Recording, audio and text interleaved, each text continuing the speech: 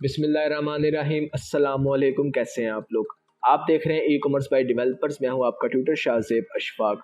Last lecture के अंदर हमने बात की थी कि कौन कौन से ऐसे काम हैं जो हम करते हैं प्रोडक्ट हंटिंग करने के बाद। ठीक है, अगर अभी तक आपने वो लेक्चर नहीं देखा तो आप जाकर पहले उस लेक्चर को देख लें। ऊपर आई बटन में आपको उसका लिंक मिल जाएगा। इसके अलावा अगर आप हमारा कोर्स स्टार्ट से देखना चाहते हैं तो आपको हमारे channel e commerce by developers की प्लेलिस्ट में पूरा का पूरा course Amazon virtual assistant course के नाम से मिल जाएगा। आप उसको स्टार्ट से देख सकते हैं। इस कोर्स के अलावा हमारे और भी कोर्सेज हैं, आप उनको भी ज्वाइन कर सकते हैं। तो चलते हैं हमारे आज के लेक्चर की तरफ। लेक्चर नंबर 16 है हमारा अमेजोन वर्चुअल असिस्टेंट कोर्स के ऊपर। आज के लेक्चर में हम पढ़ने वाले हैं product sourcing for private label business. Private label के अंदर हम प्रोडक्ट सोर्सिंग किस तरह से करते हैं।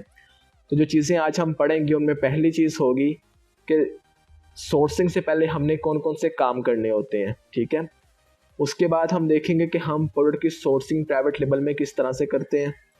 देन हम देखेंगे कि सप्लायर जिसको हमने सेलेक्ट करना है, जिससे हमने सामान खरीदना है, उसका क्राइटेरिया क्या होगा। प्रोडक्ट सोर्सिंग का मतलब होता है सामान खरीदना।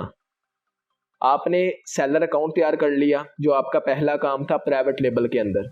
अगर आपको वो लेक्चर याद हो जिसमें हमने बात की थी task performance in private label, उसमें जो हमारा पहला काम था वो था सेलर अकाउंट क्रिएशन का।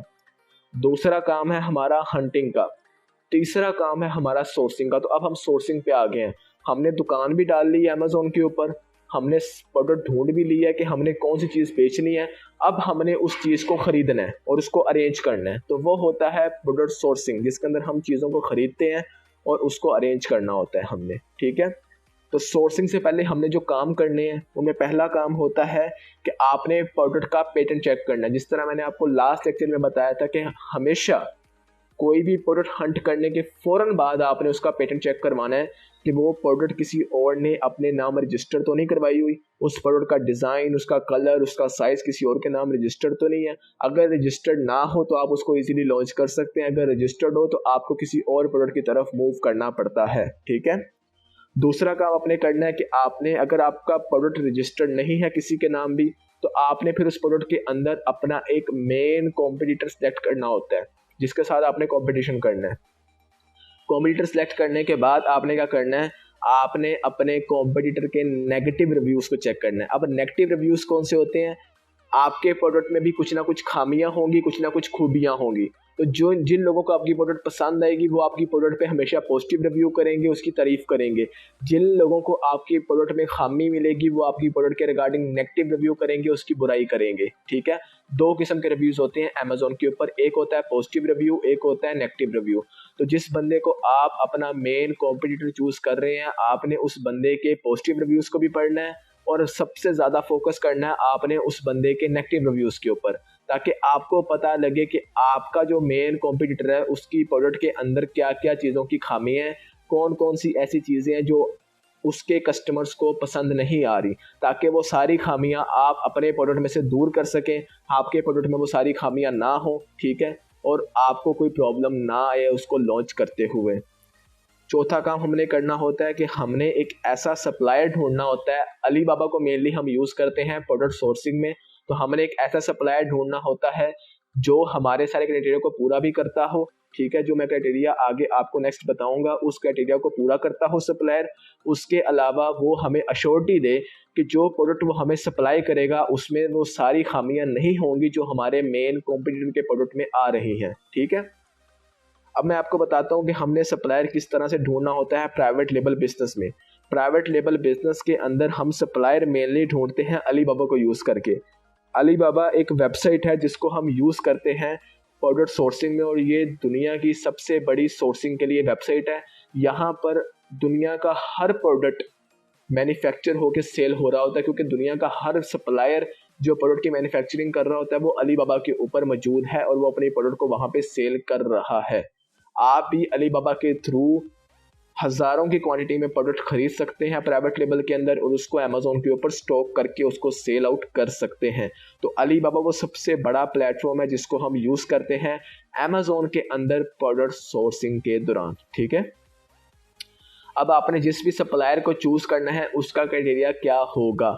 किस क्राइटेरिया को फॉलो करते हुए आपने किसी भी सप्लायर को चूज़ करना है।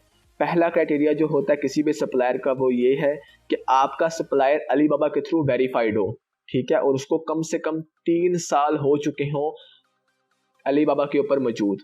हमने किसी भी नए नवेले बंदे से चीज़ नहीं खरीदनी, हमने ऐसे बंदे से चीज़ खरीदनी है जो अलीबाबा के ऊपर वेरीफाइड हो और उसको कम से कम 3 साल हो चुके हों अलीबाबा के ऊपर काम करते हुए। दूसरा, वो बंदा ट्रेड अश्योरेंस एक्सेप्ट करता हो। अब आपको नहीं पता होगा कि ट्रेड अश्योरेंस क्या होता है। ट्रेड अश्योरेंस एक पेमेंट का मेथड होता है जिसके अंदर जिस बंदे ने आपसे पेमेंट रिसीव करनी है वो आपको अपने बैंक अकाउंट का एक लिंक जनरेट करके देता है, ठीक है। वो लिंक आपको सेंड करता है। अगर आप क्लाइंट हैं, अगर आप एज अ वर्चुअल असिस्टेंट काम कर रहे हैं तो वो लिंक आपके क्लाइंट के पास जाएगा। आपका क्लाइंट उस लिंक को ओपन करेगा तो वो डायरेक्ट पेमेंट वाले पेज पे आ जाएगा, वहाँ पे आके उसने उसकी पेमेंट करनी है और डन करना है। तो सेफेस्ट मेथड जो होता है पेमेंट का वो ट्रेड अश्योरेंस होता है, या फिर आप पेपाल को यूज़ कर सकते हैं पेमेंट के लिए। तो इन दोनों तरीकों के अलावा आपने कोई भी तीसरा तरीका यूज़ नहीं करना किसी किस्म की पेमेंट के लिए, ठीक है, क्योंकि उसमें आपको नहीं पता कब आपके साथ धोखा हो जाए। ट्रेड अश्योरेंस पे आपके पास भी प्रूफ रहता है, उस बंदे के पास भी प्रूफ रहता है, तो वो ना तो वो बंदा आपके साथ धोखा कर सकता है ना आप उस बंदे के साथ धोखा कर सकते हैं, क्योंकि दोनों के पास प्रूफ होता है। सही है, तो आपने ऐसे बंदे से हमेशा प्रोडक्ट बाय करनी है जो ट्रेड अश्योरेंस एक्सेप्ट करता हो। उसके बाद उसका पास गोल्ड का बैच होना ज़रूरी है। गोल्ड का बैच वेरीफाइड सप्लायर को मिलता है अलीबाबा की तरफ से। तो जिस बंदे के पास गोल्ड बैच हो आपने उसी को प्रेफर करना है प्रोडक्ट खरीदने के लिए। देन उस बंदे के पास कम से कम 3 जेम्स होने चाहिए। जैसे जैसे सेलर्स अलीबाबा के ऊपर पुराने होते हैं उनकी परफॉर्मेंस बेस पे अलीबाबा की तरफ से उन्हें जेम्स मिलना स्टार्ट हो जाते हैं। तो जिस सेलर के पास 3 जेम्स हो आपने उसी को प्रेफर करना है। अगर 3 से ज़्यादा हो तो और भी अच्छा होगा। देन फिर आपने देखना है कि उसका रिस्पॉन्स रेट, मतलब अगर वो 85% से ज़्यादा होना चाहिए, मतलब 85% से ज़्यादा लोगों को वो रिस्पॉन्स करता हो और उनको जल्दी से जल्दी रिप्लाई करता हो, ठीक है। उसका ऑर्डर कंप्लीटिंग रेट भी अच्छा होना चाहिए। हर चीज़ में मतलब वो बंदा बेहतरीन होना चाहिए, किसी भी तरह से उसमें कोई खामी ना हो। हमने हर चीज़ पूरी तरह से तहकीक करने के बाद हमने किसी बंदे से प्रोडक्ट खरीदनी है, क्योंकि भाई ये लाखों का सामान होता है, ये बिल्कुल हम इसको इग्नोर नहीं कर सकते। उसके बाद होता है कि वो बंदा आपकी तमाम तर टर्म्स और कंडीशंस के ऊपर एग्री करना चाहिए, ठीक है। जो क्राइटेरिया आप उस बंदे को बताएंगे प्रोडक्ट का, जो खामियां आप उसको बताएंगे, जो खूबियां आप उसको बताएंगे, उसको वो बंदा फॉलो करे। अगर उसको वो नहीं फॉलो कर रहा उसको दफ़ा कराओ, आप एक नए सप्लायर को ढूंढ लो। सप्लायर वाधू पड़े हुए अलीबाबा के ऊपर, टेंशन लेने की ज़रूरत नहीं है। आपने सिर्फ और सिर्फ जो है ना बंदे ढूंढने हैं और आपने अपनी सारी कंडीशन उससे बतानी है कि मेरे प्रोडक्ट में ये चीज़ें मौजूद होनी चाहिए, ये चीज़ें मौजूद ना हो। और अगर वो एग्री करता है एक अच्छी अमाउंट के अंदर तब आपने उसे प्रोडक्ट खरीदनी है, वरना उसको दफ़ा कराओ, किसी और की तरफ मूव कर जाओ, ठीक है। कोई टेंशन नहीं है, सप्लायर एक नहीं है, हज़ारों सप्लायर आपकी प्रोडक्ट के लिए, तो टेंशन लेने की ज़रूरत नहीं होती कि सप्लायर आपकी बात नहीं मान रहा, नहीं मानता, किसी और सप्लायर के साथ चले जाओ। तो इस तरीक़ेकार से आपने किसी भी सप्लायर से बात करनी है। उसका क्राइटेरिया क्या होता है वो मैंने आपको बताया। इंशाल्लाह आने वाली वीडियोस में मैं आपको सप्लायर से बात करने का तरीक़ेकार भी बताऊंगा कि किस तरह से हमने उसे मैसेजेस पे बात करनी है। दूसरी चीज़ मैं आपको ये भी बताऊंगा कि आपने अलीबाबा को किस तरह से ओपन करना है, किस तरह से आपने उसको यूज़ करना है सप्लायर ढूंढने के लिए, ठीक है। तो आने वाली वीडियोस के लिए आप बिल्कुल मतलब इंतज़ार में रहें, तैयार रहें। इंशाल्लाह जैसे वो वीडियोस अपलोड होती हैं आप लोगों को पता लग जाएगा कि किस तरह से हम लोग सोर्सिंग करते हैं। तो उसके लिए आप चैनल को सब्सक्राइब कर दें और बेल आइकन को दबा दें ताकि आपको आने वाली सारी की सारी वीडियोस की अपडेट्स मिल जाएं। और जब भी हम कोई नई वीडियो अपलोड करें या कोई नया कोर्स अपलोड करें तो आप लोगों के पास उसका नोटिफिकेशन सबसे पहले आ जाए।